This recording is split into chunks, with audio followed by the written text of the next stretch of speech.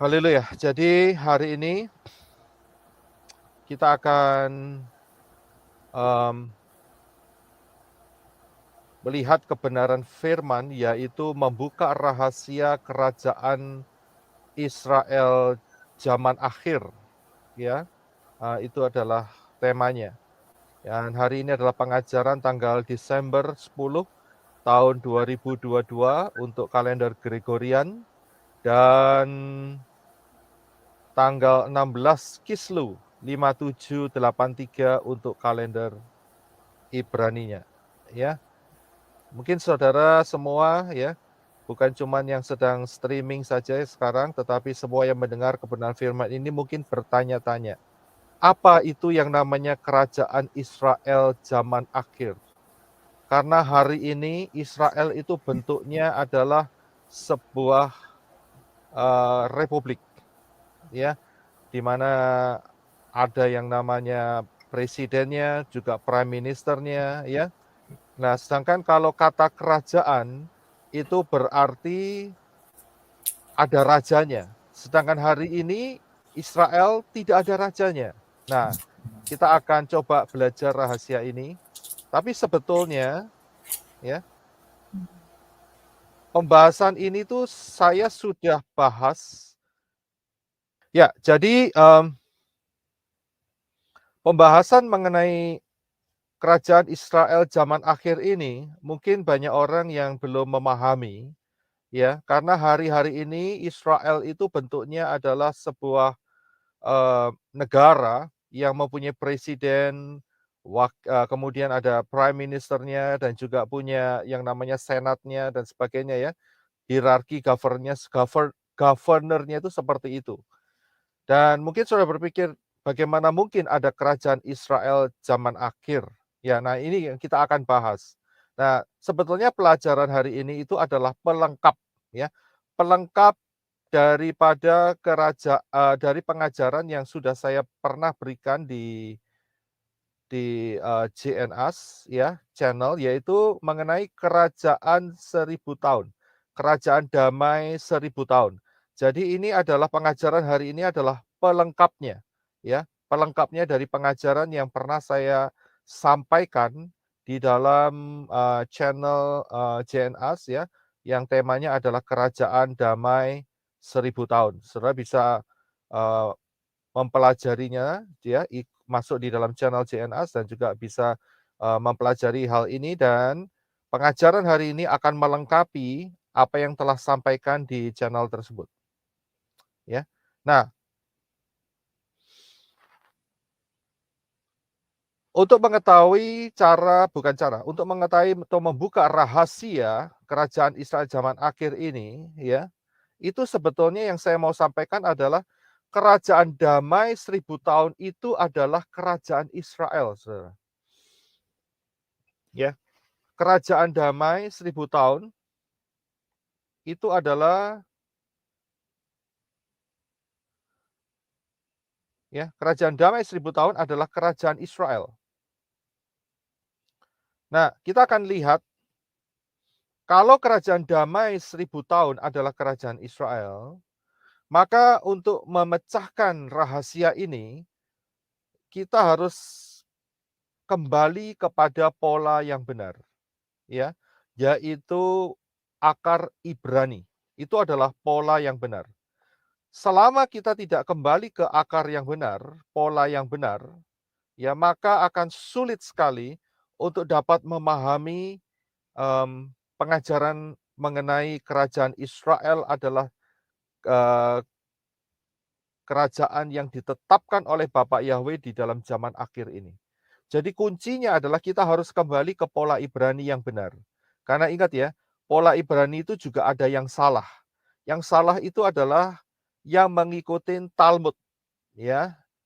Itu pengajaran-pengajaran Talmud memang tidak 100% salah, tetapi ada stream-stream, ada daerah-daerah yang salah, dan itu jangan diikuti, ya. Karena itu kita harus kembali ke pola Ibrani yang benar. Nah, ayat yang kita akan lihat hari ini cukup banyak, tetapi Kita akan buka saja ya, kita akan pelajari karena fondasinya harus berdasarkan firman ya. Untuk mengenal kerajaan Israel zaman akhir ini, kita tidak bisa hanya meraba-raba dan apa itu namanya, membuat konsep sendiri, ya, itu berbahaya sekali. Jangan pakai konsep sendiri, akan tetapi kita harus kembali kepada kebenaran firman, ya. Nah, kita akan baca ayat yang pertama terlebih dahulu, ya, minta tolong untuk, Henok Rudi bisa bantu saya untuk membaca Kejadian 17 ayat yang ke-7. Aku akan mengadakan perjanjian antara aku dan engkau, serta keturunanmu turun-temurun menjadi perjanjian yang kekal, supaya aku menjadi Elohimmu dan Elohim keturunanmu. Ya, kalau saudara cuman membaca sekilas begitu saja, ayat ini tidak mendapatkan atau saudara tidak bisa melihat kedalamannya. Nah, saya ingin memberikan sebuah potongan-potongan, ya, tambahan, bukan tambahan yang keliru, tidak, tetapi tambahan yang benar akan ayat ini sehingga saudara akan jelas melihatnya mengenai Kejadian 17 ayat yang ke-7 ini.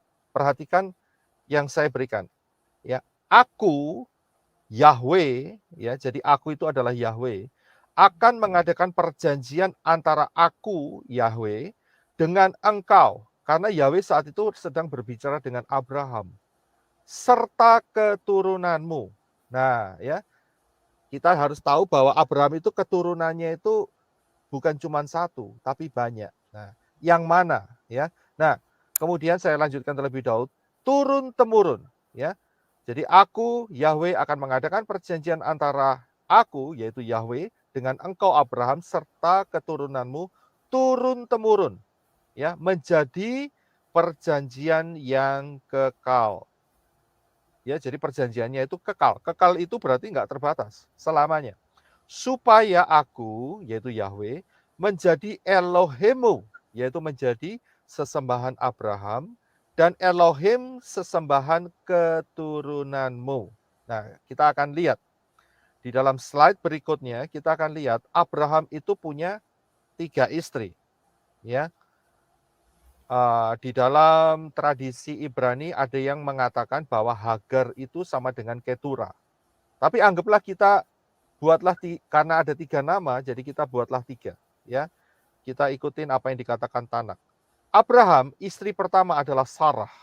Tetapi Sarah mandul, sehingga Sarah memberikan Hagar kepada Abraham, ya. Dan Hagar menghasilkan seorang keturunan yang bernama Ismail. Dan dari Ismail maka keluarlah 12 raja-raja, yaitu saudara bisa lihat di dalam Kejadian 25 ayat yang ke-12. Setelah Sarah meninggal dunia, maka Abraham mengambil perempuan lagi, dan namanya yang tercatat dalam kitab Tanak itu namanya Keturah. Nah, Keturah menghasilkan beberapa anak lagi, Simran, Yoksan, Medan, Median, dan sebagainya. Saudara bisa lihat itu di dalam 1 Tawarikh 1 ayat yang ke-32. Nah, sedangkan Sarah menghasilkan 1 anak, yaitu Ishak. Ishak atau Yisak, ya. Nah, Yisak melahirkan istrinya, maksud saya, anak kembar, yaitu Esau dan Yakub. Yakub, ya, anak kembar. Esau adalah bapak dari bangsa Edom, ya, bangsa Edom. Sedangkan Yakub namanya diganti oleh Bapak Yahweh menjadi Yisrael atau Israel, ya, Yisrael itu yang betul, Yisrael. Dan Yakub melahirkan 12 anak laki-laki yang menjadi 12 suku bangsa Israel. Nah, kalau kita lihat dari bagan ini, keturunan mana yang Bapak Yahweh pilih untuk menjadi perjanjian yang kekal? Ya kan? Dengan satu syarat. Syaratnya apa? Kalau saudara lihat ayat di bawahnya, yaitu bahwa Yahweh menjadi sesembahan dari Abraham. Maksud saya begini, Yahweh yang adalah sesembahan dari Abraham dan juga sesembahan dari keturunan Abraham. Kalau saudara lihat, perhatikan sampai hari ini, keturunan yang mana yang tetap menyembah kepada Yahweh, ya? Keturunan mana yang tetap menggunakan nama Yahweh. Nah, kita tahu bagaimana kita cara tahunya. Saudara perhatikan yang ini dia, ya. Kalau saudara memang kelihatannya kecil-kecil, tapi kalau saudara zoom, ini adalah yang telah kita ucapkan tadi, yaitu Shema Yisrael, Yahweh Eloheinu. Ya, ini ya. Dan itu terus sampai yang ke bawah. Cara bacanya dari kanan ke kiri. Nah, Shema Yisrael ini terdapat di dalam Ulangan 6 ayat 2. Bahasa Indonesianya diterjemahkan, dengarlah hai Yisrael, Yahweh itu sesembahan kita. Sesembahannya siapa? Sesembahannya Israel. Karena dikatakan Shema Yisrael. Ya, Yisrael adalah Yakov. Karena Yakov namanya diganti menjadi Israel. Dan doa ini, ucapan ini, pengakuan iman ini, sampai detik ini tetap dipegang teguh oleh bangsa Israel. Jadi kita tahu bahwa suku mana yang atau keturunan mana yang dimaksudkan oleh Bapak Yahweh di sini tidak lain adalah bangsa Israel. Jadi ayat itu berbunyi demikian. Kejadian 17 ayat 7. Akulah Yahweh akan mengadakan perjanjian antara aku Yahweh dan engkau Abraham serta keturunanmu yaitu Yisrael turun-temurun menjadi perjanjian yang kekal, supaya aku, yaitu Yahweh, menjadi sesembahanmu, Elohimmu Abraham, dan Elohim sesembahan keturunanmu, yaitu Israel. Ya, jadi Bapak Yahweh telah menyatakan dirinya kepada Abraham dan juga kepada Ishak dan kepada Israel, Yakub dan Israel. Jadi saudara paham, perjanjiannya ini kekal. Kekal itu berarti selama-lamanya. Apapun yang terjadi itu tidak menghalang-halangi perjanjian yang telah dibuat oleh Bapak Yahweh. Nah, karena itu kita harus camkan dalam pikiran kita bahwa agenda Bapak Yahweh itu adalah Israel, saudara. Ya, agenda Bapak Yahweh itu adalah Israel. Walaupun Israel saat itu masih di dalam pembentukan atau proses, tetap ya apa yang ada di mindset oleh Bapak Yahweh, di dalam pikiran Bapak Yahweh adalah Israel. Karena itu untuk melihat semua mengenai zaman akhir ini, kita tidak bisa lepas dari Israel. Dan jangan membenci Israel, ya, berbahaya sekali. Nah, kalau sudah lihat gambar yang berikut ini, yaitu di mana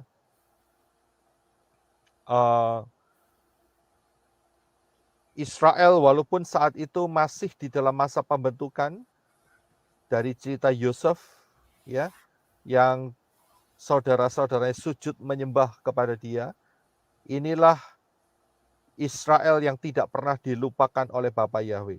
Juga dalam hal yang gambar sebelah kanan, Moshe, saudara sudah tahu itu, di mana Bapak Yahweh beracara dengan Israel, yaitu membawa keluar bangsa Israel, keluar dari tanah Mesir.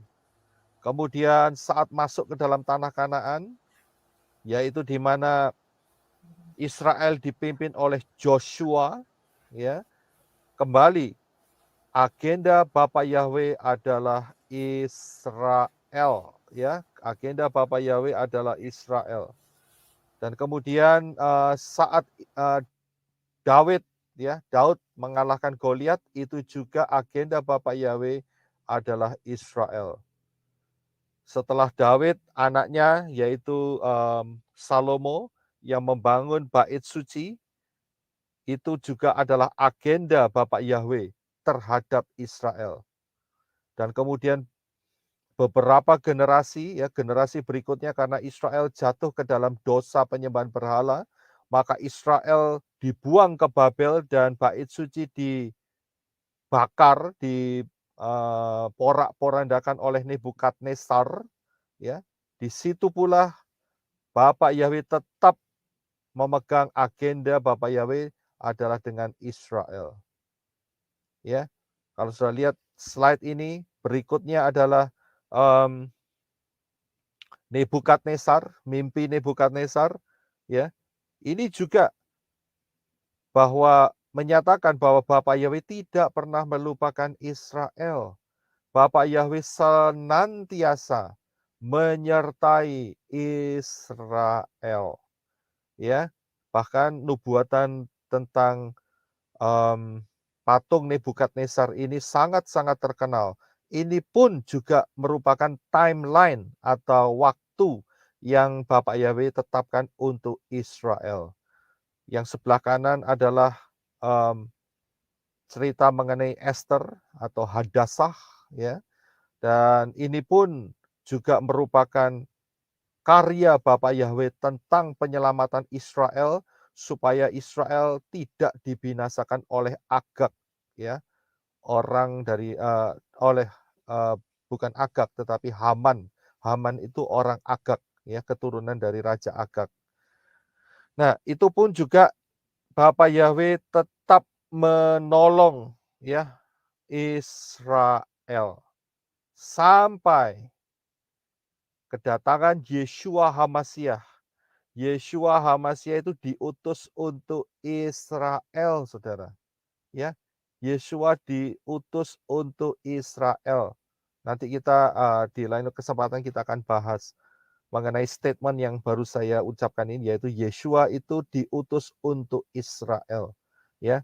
Nah, Yeshua saat itu 2000 tahun lalu bukan diutus untuk bangsa-bangsa lain, tetapi bukan berarti bangsa-bangsa lain tidak mendapatkan berkatnya, tidak, ya. Tetapi kedatangan Yeshua HaMasyiah khusus untuk Israel, dan kematiannya ada tulisan di sana, yaitu di atas kepala Yeshua saat disalib, yaitu Yeshua Hanatsri wa Melek HaYehudim. Ya, kalau saudara perhatikan huruf-huruf di depannya adalah YHWH, yang dipronunciasikan adalah Yahweh itu sendiri. Ya, jadi Yeshua adalah Yahweh. Kemudian 30 tahun kemudian, yaitu tahun 70 Masehi, bait suci yang dibangun oleh Salomo dan direnovasi, dipercantik oleh Herodes, itu dirata tanahkan oleh Jenderal Titus.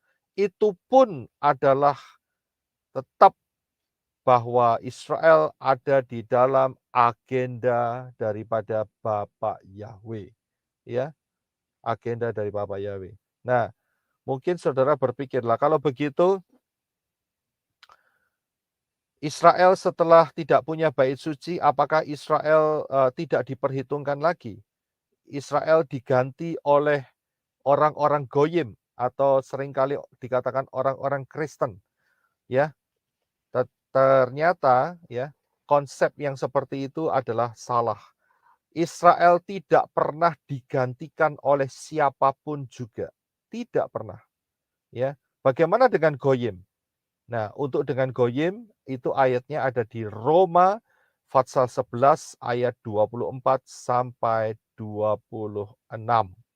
Ya, Roma 24 sampai 26.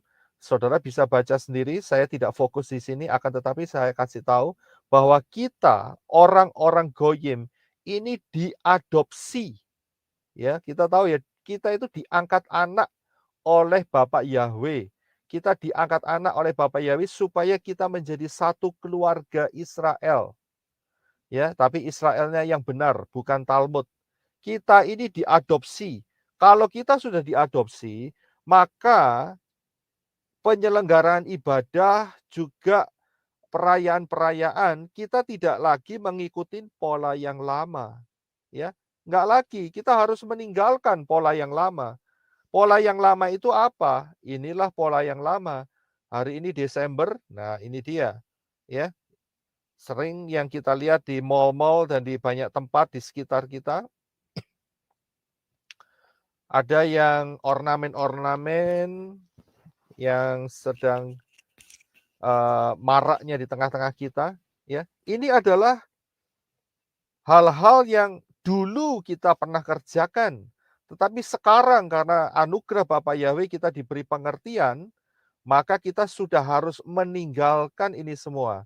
Dan lebih dalam dari itu kita tahu ternyata yang dulu kita ikutin itu adalah jebakan setan, yaitu untuk supaya masuk ke dalam paganisme, ya, penyembahan dewa-dewa asing yang di belakangnya adalah satanik, adalah roh-roh jahat. Ini adalah kasih karunia Bapa Yahweh kalau kita diberi kesempatan untuk mengenal Bapa Yahweh di dalam Yeshua HaMashiach dengan pola yang benar, ya.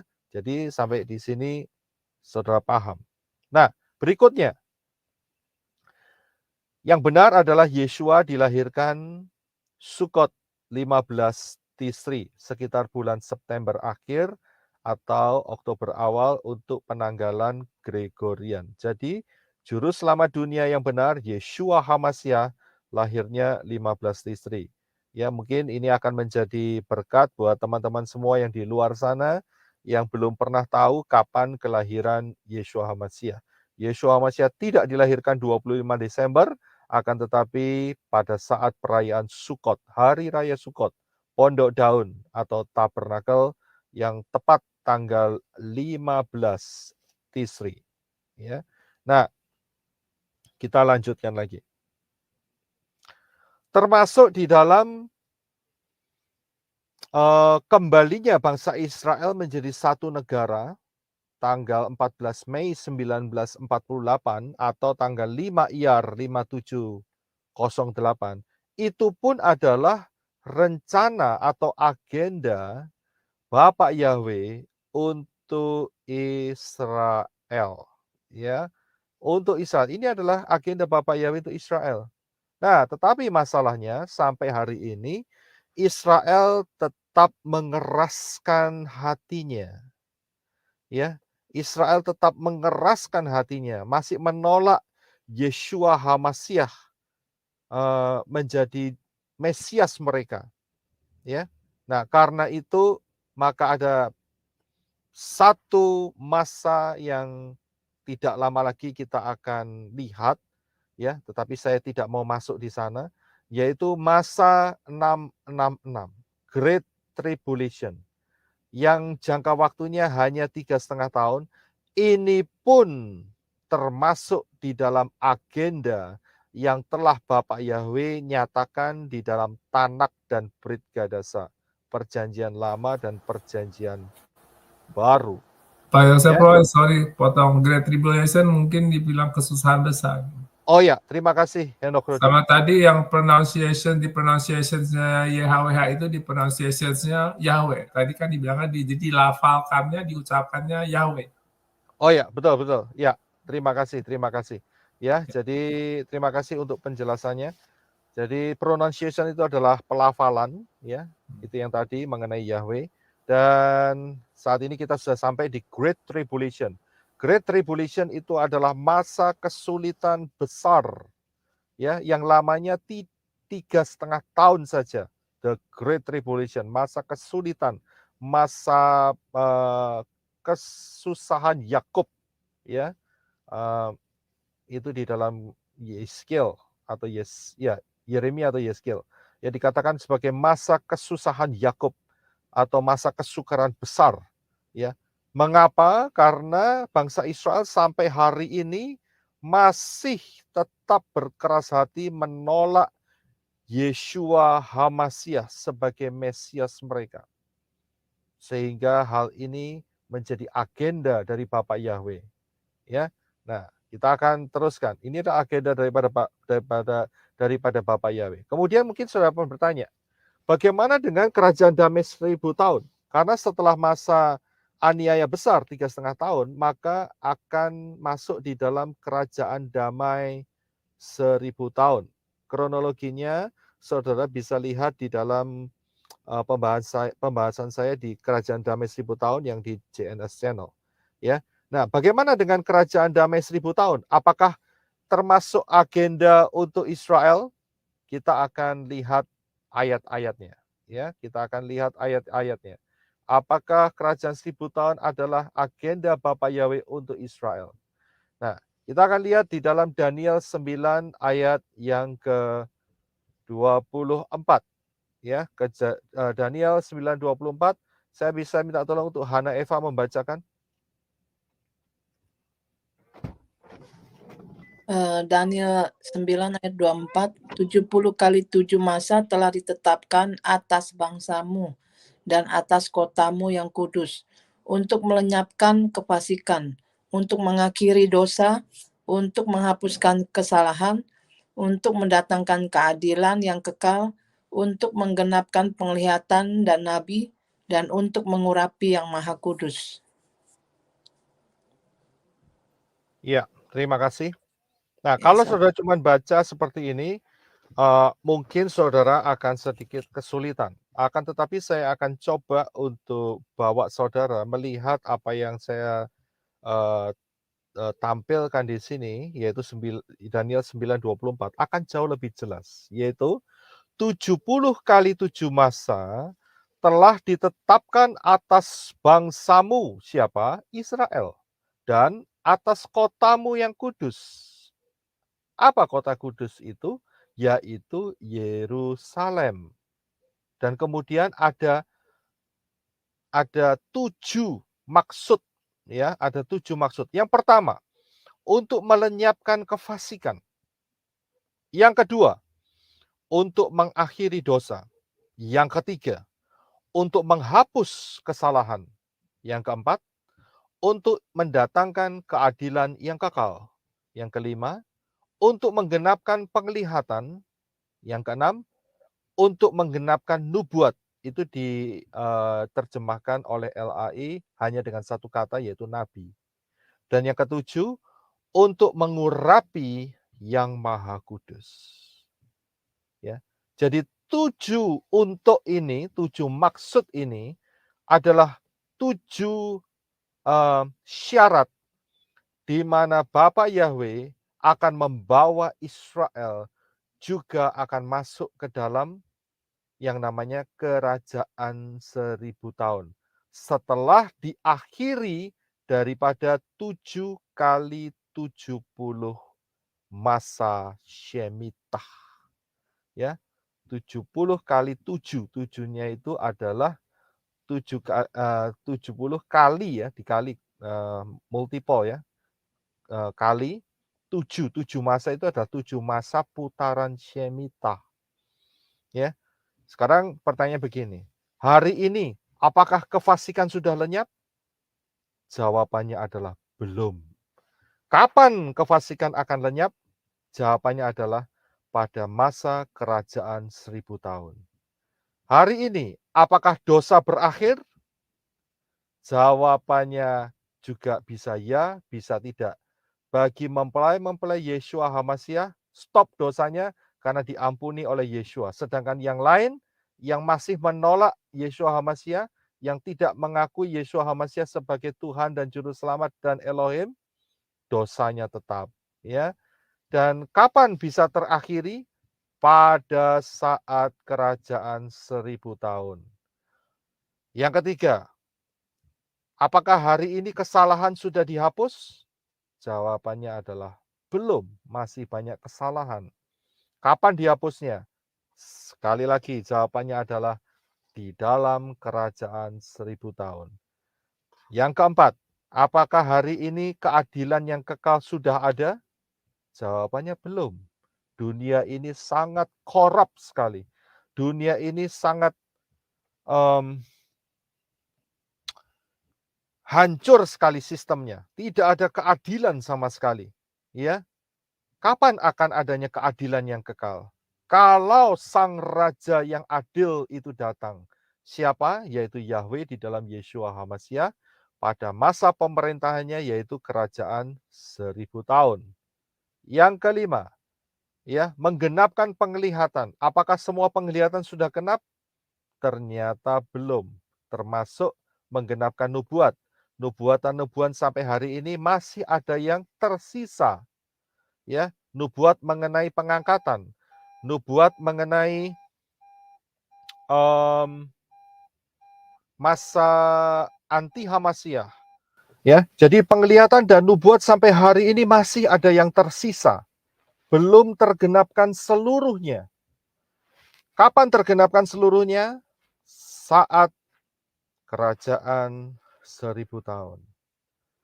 Yang ketujuh, untuk mengurapi yang Maha Kudus. Apakah yang Maha Kudus sudah diurapi? Jawabannya ada dua, sudah dan belum. Sudah dalam arti Yeshua sudah diurapi, akan tetapi itu terjadi pada saat 2000 tahun yang lalu, pada saat dibaptis. Dan saya katakan belum karena sampai hari ini belum memerintah sebagai raja di dalam kerajaan 1000 tahun. Ya, pada saat pemerintahan dalam kerajaan 1000 tahun, dia betul-betul menjadi raja atas bumi ini. Dan itulah pengurapan daripada Bapa Yahweh itu sendiri. Ya, jadi hari ini belum terjadinya kerajaan 1000 tahun. Jadi Yeshua HaMashiach hanya pemerintahannya ada di Shamayim, ya. Memang ada di muka bumi, tapi di bumi ini masih ada pengaruh daripada roh-roh jahat. Nah, apa yang dikatakan Daniel 9:24 ini mengenai kerajaan 1000 tahun. Jadi, dari ayat ini kita tahu bahwa agenda Israel itu juga ada di dalam agenda Bapa Yahweh, ya, mengenai Israel. Jadi agenda Bapa Yahweh, ya, adalah Israel untuk kerajaan 1000 tahun. Nah, kita akan lihat di dalam Yesaya 10 ayat yang ke-22. Saya bisa minta tolong untuk Naomi Laura membacakan. Yesaya 10 ayat 22, sebab sekalipun bangsamu, hai Israel, seperti pasir di laut banyaknya, namun hanya sisanya akan kembali. Yahweh telah memastikan datangnya kebinasaan dan dari situ timbul keadilan yang meluap-luap. Ya, kalau saudara melihat Yesaya 10 ayat 22, ya, mungkin saudara akan sedikit bingung. Loh, ini kok di dalam Yesaya ada nubuat zaman akhir. Saya harus kasih tahu bahwa nubuat zaman akhir itu ada di banyak tempat, saudara. Ya, di Daniel memang banyak, di Wahyu, Kilyahna memang banyak di sana. Ya, di Matius ada, Markus ada, Lukas ada, Hosea ada, Zakaria ada, di Yesaya pun juga ada. Nah, kalau saudara cuma baca seperti ini, mungkin saudara akan sedikit kurang paham. Tapi kalau saya perlihatkan kepada saudara ayat berikut ini, ayatnya sama, Yesaya 10:22, akan tetapi saudara akan pasti bisa melihat kedalaman daripada kalimat ini. Ya, kita lihat ya, kita lihat. Yesaya 10 ayat 22. Perhatikan. Sebab sekalipun bangsamu, hai Israel, seperti pasir laut banyaknya. Hari ini banyaknya itu luar biasa. Ya, banyak sekali orang Israel. Ya, namun hanya sisanya yang akan kembali. Berapa yang akan kembali? Ternyata sisa ini dijawab oleh Wahyu 7 ayat 4. Yaitu 144.000 saja. Ya, hari ini bangsa Israel jumlahnya jutaan. Ternyata yang diselamatkan hanya sedikit, 144.000. Nah, perhatikan kalimat berikutnya. Yahweh telah memastikan datangnya kebinasaan. Apa ini maksudnya? Berarti Yahweh itu sudah melihat terlebih dahulu bahwa akan terjadi penyiksaan yang luar biasa atas bangsa Israel sehingga bangsa Israel ini yang jumlahnya jutaan sekarang menyusut hanya 144.000 saja. Kenapa? Karena dibinasakan oleh 666. Jadi, masa anti Hamasyah itu memang betul-betul akan terjadi, saudara. Ayat ini, padahal Yesaya ini hidupnya sekitar 500-600 tahun sebelum kedatangan Yeshua yang pertama. Tetapi nubuat ini sudah dituliskan. Bahkan hari ini kita belum mengalaminya, Yesaya telah menuliskan ini berdasarkan inspirasi daripada roh Yahweh Elohim. Ya, Yahweh telah memastikan datangnya kebinasaan.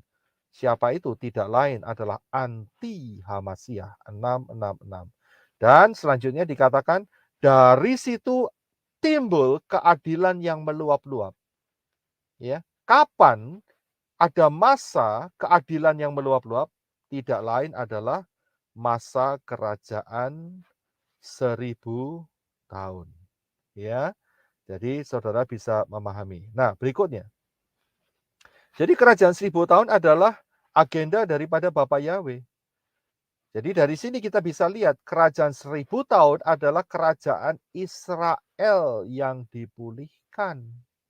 Ya, kerajaan Israel yang dipulihkan.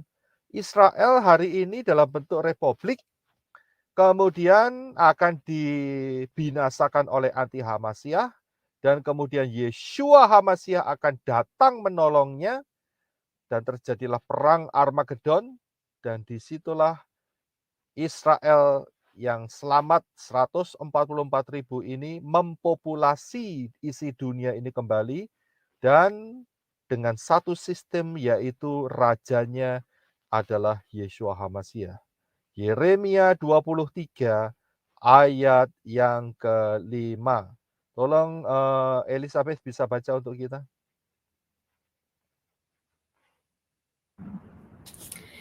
Yeremia 23 ayat 5, sesungguhnya waktunya akan datang, demikianlah firman Yahweh, bahwa aku akan menemukan tunas adil bagi Daud.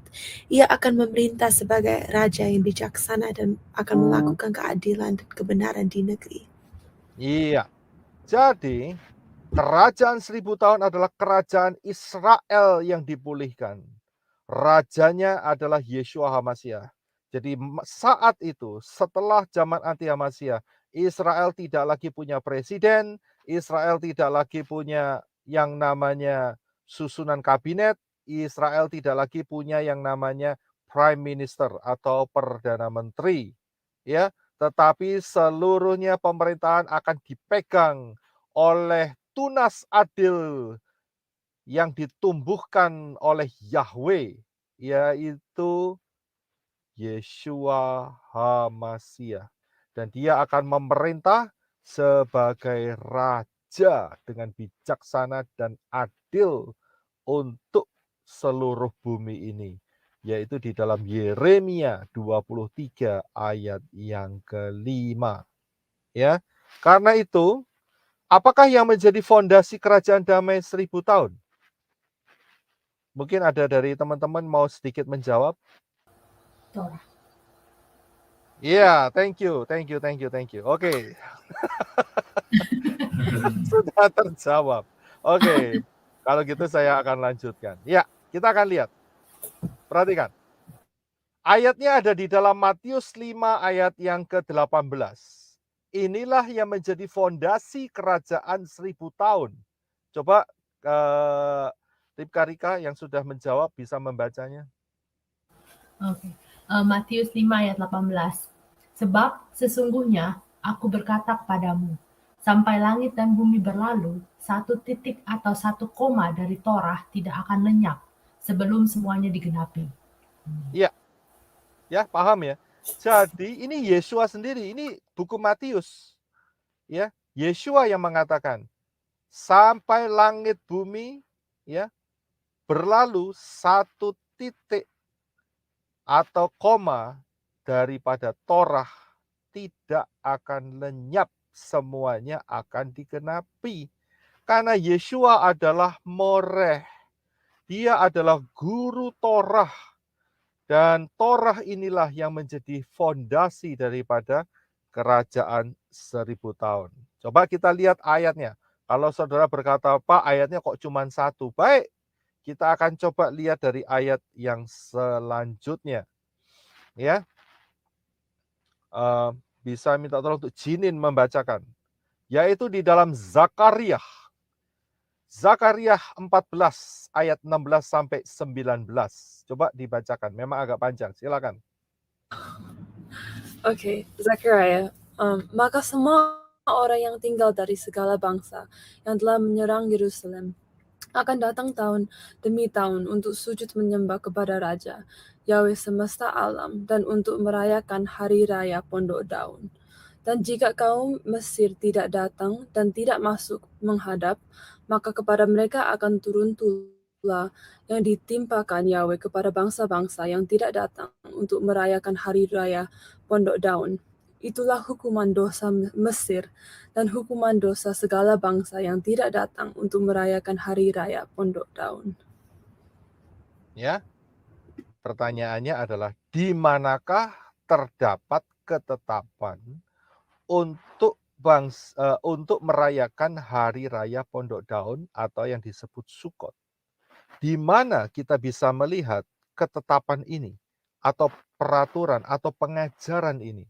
Tidak lain adalah di Imamat 23:34, Ulangan 16 ayat 3, Ulangan 16 ayat 16, Ulangan 31 ayat 10. Dan inilah dari buku Torah. Jadi, orang-orang yang ada di dalam kerajaan 1000 tahun harus merayakan Pondok Daun dan mereka harus datang sujud kepada Raja, yaitu Yeshua HaMashiach, yang adalah Yahweh semesta alam, ayat Fatsal 14 ayat 16, ya. Harus datang dan sujud loh. Ya, mereka harus datang ke Yerusalem tiap-tiap tahun, ya, untuk merayakan hari raya Pondok Daun. Dari ayat-ayat ini kita bisa melihat bahwa fondasi kerajaan 1000 tahun itu bukan seperti fondasi hari ini, tetapi inilah kerajaan Israel. Kerajaan Israel yang dipulihkan dan fondasinya adalah Torah. Kita lihat satu ayat lagi sebelum kita melanjutkan, yaitu di dalam Yesaya 11 ayat yang ke-9. Bisa minta tolong untuk Airin membacakan untuk kita semua? Yesaya 11 ayat 9, tidak ada yang akan berbuat jahat atau yang berlaku busuk di seluruh gunungku yang kudus. Sebab seluruh bumi penuh dengan pengenalan akan Yahweh seperti air laut yang menutupi dasarnya. Iya, terima kasih. Perhatikan yang saya kasih kata kota. Ya, saya kasih kalimat yang saya beri kota itu pengenalan akan Yahweh. Seluruh bumi saat itu mengenal Yahweh, punya pengenalan akan Yahweh. Pertanyaannya, bagaimana caranya ya bisa mengenal Yahweh dengan benar? Tidak lain adalah dengan pengajaran Torah. Jadi fondasi kerajaan 1000 tahun, saya ulangi lagi, adalah Torah. Jadi setiap penduduk di dalam kerajaan 1000 tahun, mereka harus belajar Torah. Luar biasa. Hari ini, ya, orang-orang ada yang mencela Torah, mengabaikan Torah. Perhatikan saja, begitu mereka mengabaikan Torah, apa yang terjadi? Kacau balau, ya, terjadi kekacauan. Karena Torah itu diturunkan oleh Bapak Yahweh supaya manusia bisa jadi baik, ya. Kalau tidak, kacau seperti binatang. Jadi dalam kerajaan 1000 tahun, seluruh manusia diwajibkan untuk belajar Torah. Ini luar biasa sekali. Ya, nah, kita coba akan lebih dalam lagi. Perhatikan hal ini. Ada satu kondisi penting dalam kerajaan 1000 tahun. Ya, ada satu kondisi yang penting. Salah satu ya, salah satu. Nah, kita akan perhatikan kondisi apa ini. Coba kita buka di dalam satu ayat, yaitu Zakaria 14 ayat yang ke-6. Ya, tolong Ibu Syali bisa baca untuk kita semua. Zakaria 14 ayat 16, maka semua orang yang tinggal dari segala bangsa yang telah menyerang Yerusalem akan datang tahun demi tahun untuk sujud menyembah kepada Raja Yahweh semesta alam. Amin. Iya. Jadi, ini peraturannya dalam kerajaan 1000 tahun. Setiap tahun bangsa-bangsa, ya, perhatikan, ini bangsa ditulis di sini bangsa yang telah menyerang Yerusalem. Berarti ini adalah bangsa Goyim. Ya, bangsa-bangsa di luar Yahudi. Kan nggak mungkin toh orang Yahudi menyerang dirinya sendiri, kan nggak mungkin. Ya kan? Dan ini bangsa yang telah menyerang Yerusalem. Berarti ada bangsa Goyim yang terselamatkan. Paham ya di sini ya? Ada bangsa Goyim, sebagian kecil bangsa Goyim yang lolos dari zaman anti Hamasiyah. Ada, saudara. Ini buktinya. Ya, bukan orang Israel saja 144.000, tidak. Tetapi ada bangsa Goyim, bangsa non-Yahudi yang lolos dari 666, dari anti Hamasiyah, dari masa kesukaran besar, Great Tribulation. Ya. Nah, orang-orang ini diajari Torah dan peraturannya tiap tahun harus datang dan sujud menyembah Yeshua, yaitu Yahweh semesta alam. Nah, kalau dia datang dan sujud, berarti orang-orang ini, ingat ya, orang-orang ini nggak terangkat loh. Berarti orang-orang ini pakai tubuh fisik seperti saudara dan saya. Orang-orang ini melihat Yeshua HaMasyiah dengan mata sendiri, dengan kasat mata. Paham nggak di sini? Ya, jadi orang-orang ini datang sujud menyembah, ya pasti kelihatan kemuliaannya Yahweh.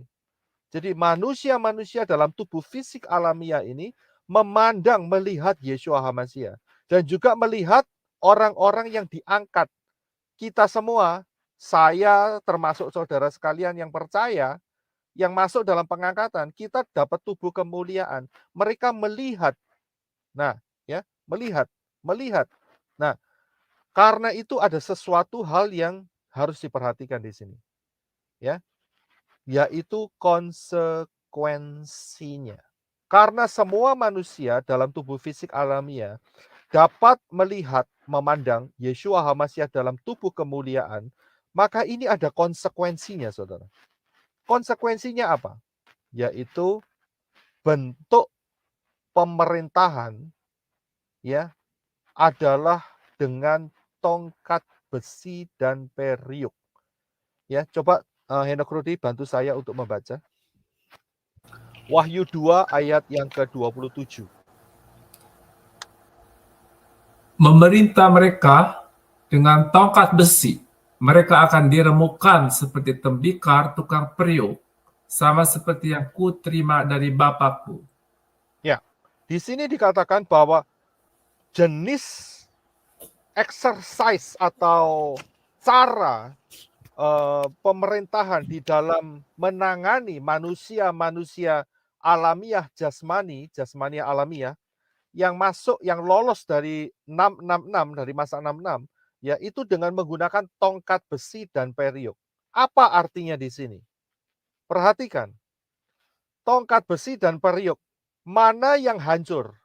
Lebih mudah hancur, yaitu yang periuk. Besi itu susah untuk hancurnya, ya kan? Besi kalau dilawan dengan periuk nggak hancur-hancur, tapi periuk kalau dihajar dengan besi, tongkat besi, pasti hancur seketika itu juga. Maksudnya apa? Artinya adalah jika ada kesalahan yang dilakukan oleh manusia jasmania saat itu dalam kerajaan 1000 tahun, maka hukumannya itu severe. Severe itu berat sekali. Ya, berat sekali hukumannya. Jadi kalau ada orang yang melakukan pelanggaran, itu hukumannya berat sekali. Ya, itu arti daripada tongkat besi dan periuk ini. Ya. Nah, sekarang Kalau orang-orang yang menggunakan tubuh jasmania ini melanggar, apa yang menjadi fondasinya?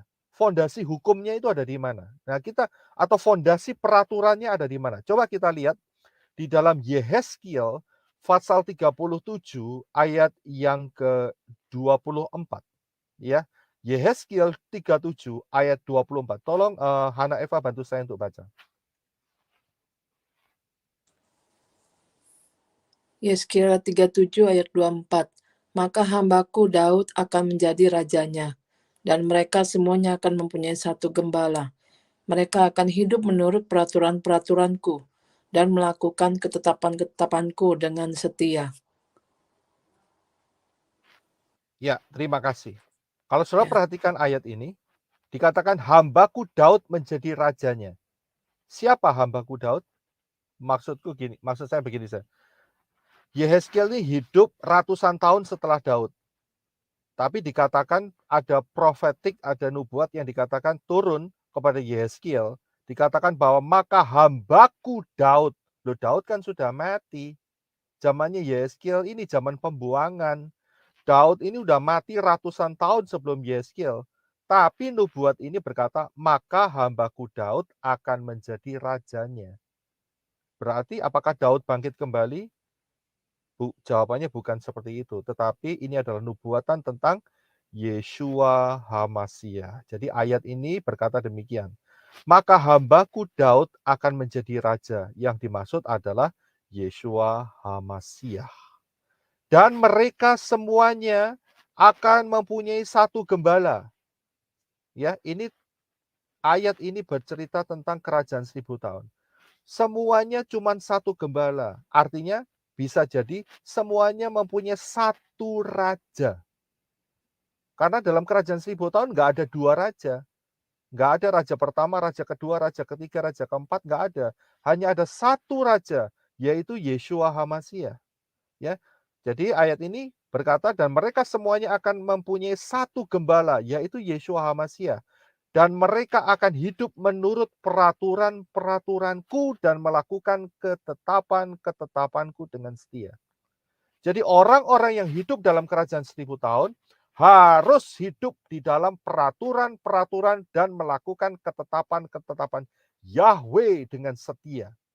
Kalau mereka membangkang, kalau mereka tidak mau, maka hukumannya adalah severe atau keras sekali, seperti tongkat besi menghancurkan periuk, alias orang itu akan dihukum mati. Ya, karena apa? Karena melanggar peraturan-peraturan dan ketetapan Yahweh. Periuk itu adalah lambang manusia. Ya. Rabi Saul pernah mengatakan bahwa kita ini adalah bejana. Ya, yang mulia itu ada di dalam kita, yaitu ruah Yahweh Elohim. Kita ini bejana, ya. Kita ini hanya sebagai periuk. Manusia itu kayak periuk. Karena itu kalau sampai orang-orang itu tidak mau menurut peraturan Yahweh, tidak mau melakukan ketetapan Yahweh, maka orang-orang itu akan dibinasakan. Ya, akan dibinasakan. Nah, kita akan lanjutkan. Yesaya 11 ayat yang ke-9. Ya, kita panjang sedikit nggak apa-apa karena kita akan menjadi berkat untuk banyak orang, terutama banyak orang di Indonesia. Yesaya 11 ayat yang ke-9. Tolong Elizabeth bisa baca untuk kita semua. Tidak ada yang akan berbuat jahat atau yang berlaku busuk di seluruh gunungku yang kudus, sebab seluruh bumi penuh dengan pengenalan akan Yahweh, seperti air laut yang menutupi dasarnya. Iya. Dikatakan kalau saudara baca dalam Yesaya 11 ini nubuat tentang kerajaan 1000 tahun. Tidak ada yang berbuat jahat atau berlaku busuk di seluruh gunungku yang kudus. Ya, kalau sampai mereka berbuat jahat dan berlaku busuk, berarti mereka akan dipukul dengan tongkat besi karena tidak mengikuti peraturan Torah dan hukumnya adalah bejana mereka pecah. Kalau bejana mereka pecah itu artinya adalah death penalty. Orang itu langsung dibuang ke dalam alam maut, ya, untuk disiapkan penghukuman lautan api. Mengapa? Karena mereka sudah melihat Yeshua HaMasyiah. Ya, dikatakan selanjutnya sebab seluruh bumi penuh dengan pengenalan akan Yahweh. Pengenalan akan Yahweh itu dapat dari mana? Tidak lain dari Torah itu sendiri. Ya, jadi kita paham dalam hal ini bahwa yang menjadi fondasi di dalam kerajaan 1000 tahun adalah Torah. Dan orang yang melanggar atau melawan Torah, hukumannya adalah seperti tongkat besi dan periuk. Nah, kita harus waspada, ya, terutama message ini, berita ini adalah untuk orang-orang yang tertinggal pengangkatan, ya, dan juga untuk orang-orang yang punya rencana untuk tidak ingin masuk pengangkatan. Mungkin kalimat saya agak lucu, tapi perhatikan baik-baik, ya. Karena begini, saudara. Target kita, target saya, target mempelai Yeshua HaMasyiah adalah pengangkatan. Ini target kita nih. Kita harus masuk pengangkatan, ya, karena anugerah Bapa Yahweh yang besar di dalam hidup kita. Ini yang kita fokus dalam kehidupan kita. Jangan sampai kita tertinggal, ya. Tetapi saudara, ya, ini saya menemukan fenomena yang cukup unik, ya. Pengajar-pengajar yang mengajarkan pengajaran yang cukup unik, yaitu ada orang yang bangga kalau tidak rapture, saudara. Ya, dan alasannya itu rohani banget begitu. Ada orang-orang yang bangga kalau dia tidak rapture, ya. Rapture itu bukan menjadi satu pengharapan, tetapi ya kalau diangkat syukur, kalau nggak diangkat ya nggak apa-apa begitu, ya. Dan ada yang lebih bangga karena apa? Mereka bangga karena alasan rohani ini. Oh, karena Tuhan punya rencana buat saya atau buat orang itu, bukan saya pribadi ya. Orang yang mengatakan itu ya. Buat orang itu supaya menjadi berkat atau menjadi penghibur atau bisa menginjili untuk orang-orang yang tertinggal rapture. Jadi sesama yang tertinggal itu saling menginjili begitu, saudara. Ya, bangga sekali orang-orang seperti itu. Ini saya bilang ini pengajaran konyol sekali. Ya, konyol sekali di pengajaran. Ya, mereka kepingin tertinggal supaya bisa menjadi berkat buat orang lain. Saya bilang ya, orang yang masuk dalam anti Hamasyiah waktu Hamasyiah itu berat sekali. Kita akan lihat selanjutnya. Saya bilang jangan bangga kalau tertinggal rapture. Karena ada 2 fase atau 2 masa penyaringan. Ya, ada 2 masa penyaringan. Penyaringan pertama adalah masuk di dalam kesukaran besar, Great Tribulation. Ini bumi ini bentuknya ini hancur-hancuran, saudara. Ya, kira-kira itu kayak contoh kecilnya nih sekarang ya, itu kayak yang lagi perang itu. Rusia lawan siapa itu namanya? Zelensky itu. Negaranya Zelensky di mana tuh?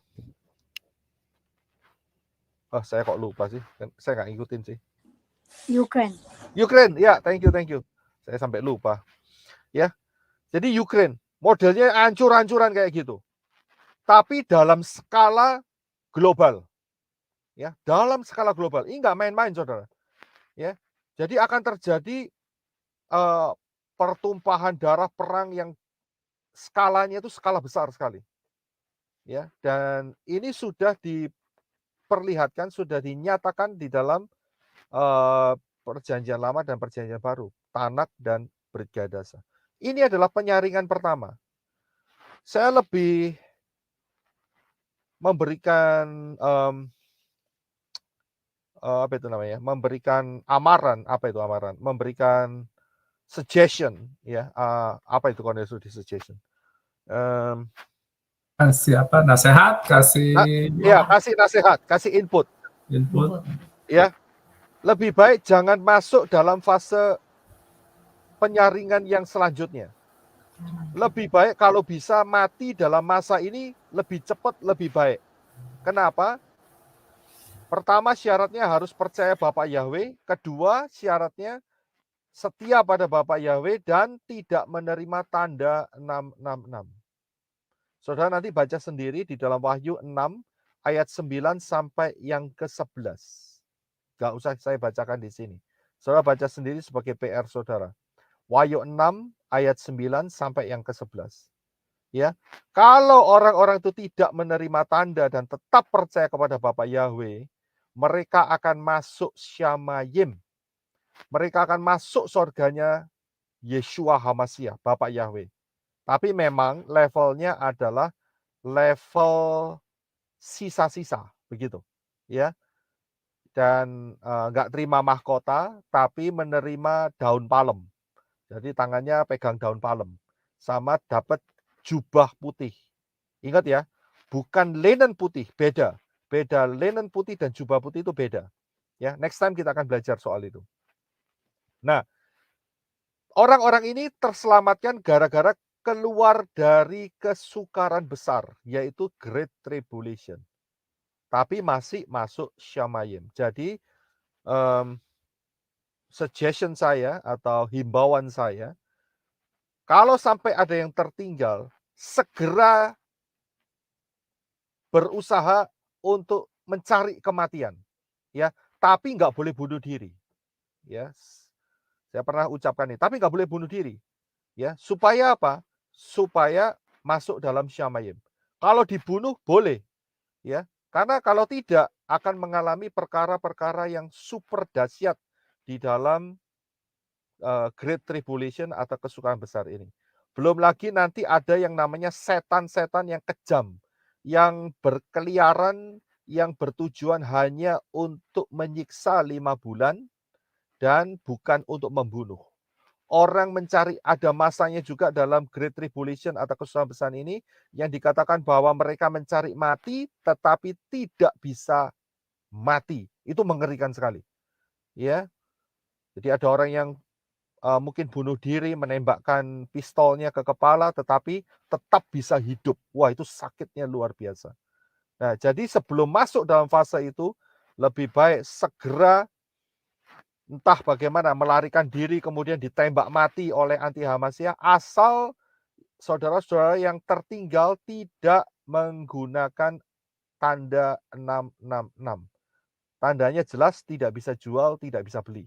Itu salah satu fungsinya ada di sana. Ya, jadi kalau saudara mati, saudara yang tertinggal segera mati dan saudara pasti akan masuk Syamayim. Itu janji daripada Wahyu pasal 6 ayat 9 sampai 11. Ya. Nah, jadi dalam hal ini adalah penyaringan yang pertama. Ya, penyaringan yang pertama. Nah, saya ingin katakan bahwa di dalam kitab suci ini ada orang-orang goyim yang bisa lolos daripada masa 66. Saya sudah sebutkan tadi di depan. Ya, ayatnya ada di mana? Ya, mungkin saudara akan tanya, yaitu ayatnya ada di dalam Zakaria 14 ayat 16 sampai 19. Tadi sudah dibacakan, saudara bisa baca sendiri. Saudara perhatikan di dalam ayat-ayat ini, yang bagian merah itu saya tulis, ada orang yang tertinggal, ada orang yang tinggal dari segala bangsa yang telah menyerang Yerusalem. Itu adalah orang goyim. Itu adalah orang-orang non-Yahudi, orang-orang Gentile. Dan juga ada ayat 18 dikatakan kaum Mesir.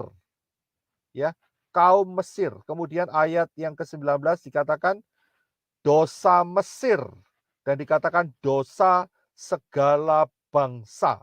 Berarti ini adalah bangsa goyim, bangsa non-Yahudi yang lolos dari masa 666.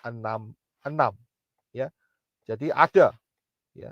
Jadi ada bangsa yang lolos, bangsa-bangsa non-Yahudi, orang-orang goyim, Gentile yang lolos, ya, dari masa 666 itu. Nah, bagi mereka yang lolos akan ada penyaringan yang kedua. Penyaringan yang kedua apa? Ini dia. Kalau sampai orang-orang itu tidak mati di dalam zaman anti Hamasyah yang adalah penyaringan pertama, maka orang-orang ini, saya hanya bicara untuk orang-orang Gentile ya, orang-orang Goyim, akan masuk dalam penyaringan yang kedua. Penyaringan kedua adalah, perhatikan, problem terbesar orang Goyim, non-Yahudi, adalah mereka tidak mengenal Torah. Lack of Torah. Jadi tidak kenal Torah. Ya, kebanyakan dulu kita nggak pernah kenal Torah. Karena itu ada ayat yang muncul khusus untuk orang-orang Goyim yang lolos dari masa anti Hamasyah 666. Ayatnya yaitu di dalam Yesaya 65 ayat 20. Yesaya 65 ayat 20. Saya akan bacakan. Di situ, di mana? Di kerajaan 1000 tahun. Tidak akan ada lagi bayi yang hanya hidup beberapa hari saja, atau orang tua, maksud saya beberapa hari, atau orang tua yang tidak mencapai umur suntuk. Sebab siapa yang mati pada umur 100 tahun masih dianggap muda. Siapa yang tidak mencapai umur 100 tahun akan dianggap kena kutuk. Ini ayat unik sekali. Mengapa ayat ini bisa terjadi? Perhatikan, ukurannya adalah 100 tahun. Saya yakin kita semua yang di sini, yang ikut streaming ini, termasuk pendengar-pendengar, ya kalau sudah ada yang 100 tahun, ya puji Bapak Yahweh. Rata-rata semua belum 100 tahun. Saya aja baru setengahnya, saudara, 50 tahun. Ya, saya nggak tahu ya berapa yang paling tua di sini. Ya, bayangkan, patokan ayat ini berkata 100 tahun. Siapa yang matinya tidak mencapai 100 tahun itu muda. Berarti saya ini termasuk muda. Luar biasa nggak? Ya, tapi kenyataannya rambut saya sudah putih. Gigi saya sudah pada rontok semua.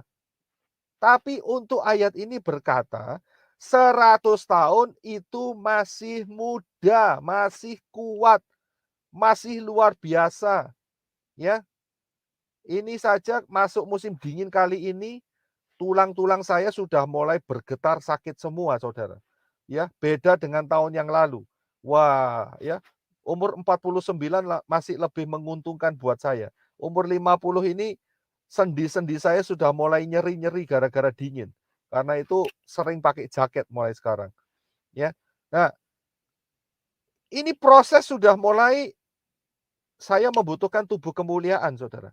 Ya, tapi di dalam Yesaya 65 patokannya 100 tahun. Dan dikatakan lagi, siapa yang tidak mencapai umur 100 tahun akan dianggap kena kutuk. Mengapa kalimat ini ditulis seperti itu? Alasannya cuma satu. Orang Goyim, non-Yahudi, lack of Torah. Tidak mengenal Torah.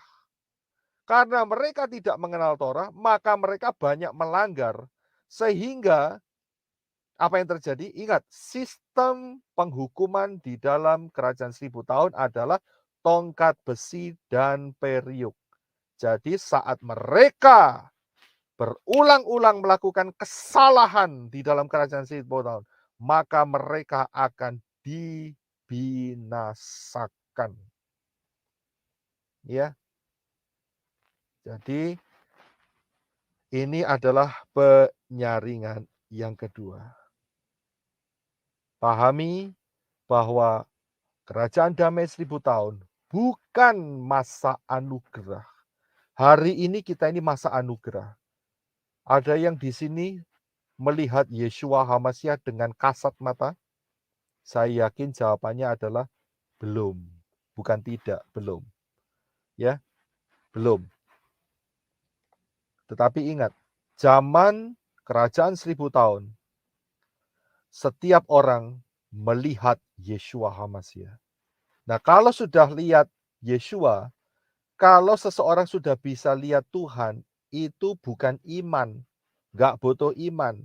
Kita sekarang ini pakai iman, percaya kepada Bapa Yahweh dalam Yeshua HaMashiach. Kita percaya akan firman-Nya. Karena apa? Karena kita tidak melihat langsung. Ya. Tetapi untuk orang yang sudah melihat langsung itu levelnya sama seperti malaikat. Berarti yang melanggar ketetapan dan peraturan Yahweh akan langsung kena hukuman. Seperti Hillel bin Sakar, Lucifer, ya malaikat-malaikat pembawa terang.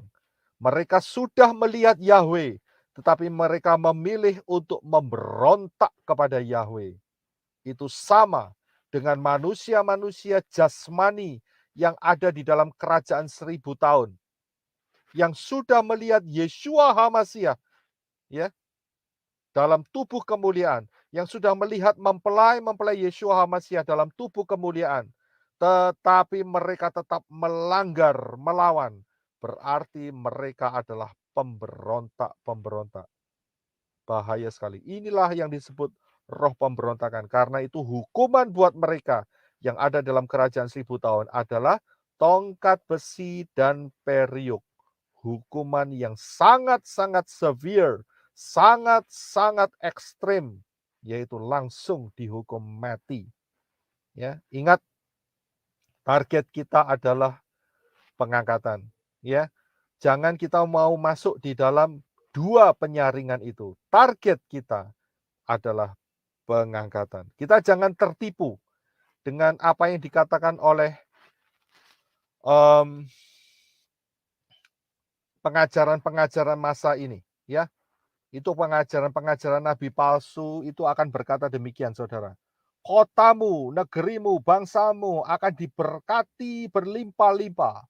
Semua akan jadi kaya raya, diberkati berlimpah-limpah.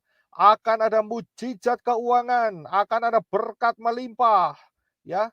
Dan itu akan berlimpah-limpah sampai kedatangan Tuhan.